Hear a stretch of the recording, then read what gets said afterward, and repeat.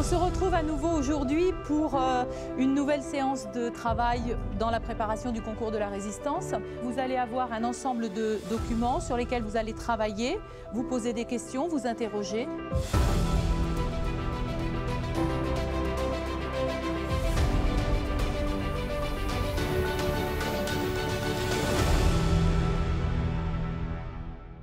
Les raisons de mon engagement pour le CNRD sont multiples et je pense que la première des raisons, ça reste les élèves eux-mêmes en fait. Les élèves pour leur apporter des éléments culturels, leur apporter une nouvelle expérience, leur apporter des compétences également.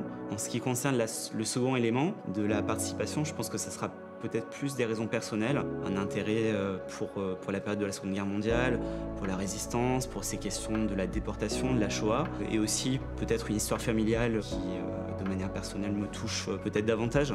Pour ma part, j'avais vu durant mes années au collège le film Les Héritiers de Marie Castille-Manson-Char et j'ai toujours espéré que mon professeur un jour me propose de faire ce concours.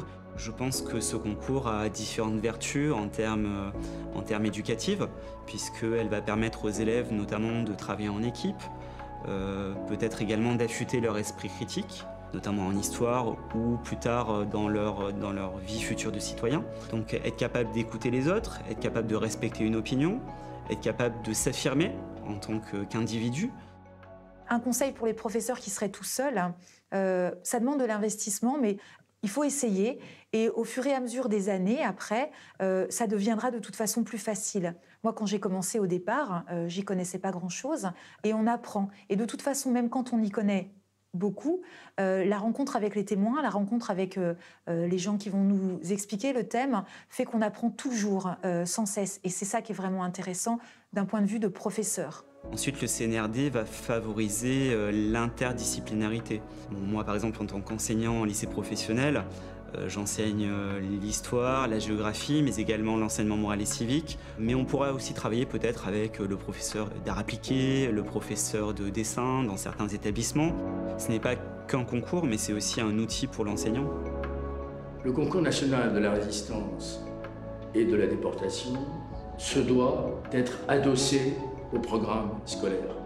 Adossé au programme scolaire parce que en troisième et aujourd'hui en terminale, les sujets qui fondent la transmission des connaissances, les pratiques pédagogiques associées au CNRD sont évidemment inclus dans les programmes scolaires. Pour des enseignants qui consacrent énormément de temps au concours, adosser le concours au programme scolaire permet en permanence un va-et-vient entre ce qu'ils enseignent et la pratique qui est celle du concours et de leurs élèves.